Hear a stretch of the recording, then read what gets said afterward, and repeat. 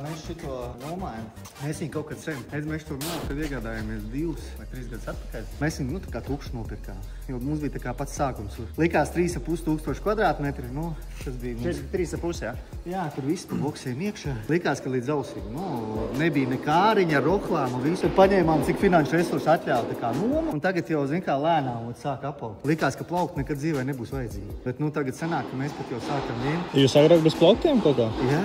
Mums uz zemes stāvēja, šeit šķirojām, tur kaut kas, pat nebija, kur likt īsti. Mēs pat gribējām dot nomā. Tad tagad jau ir tā, ka mēs jau ņemam vēl viens noliktos pakalpojumus. Kad mums nāk tāds liels kravas iekšā. Zini to, ka mums ir ilgtermiņa noma? Pats arī, jā? Jā. Šitādām te.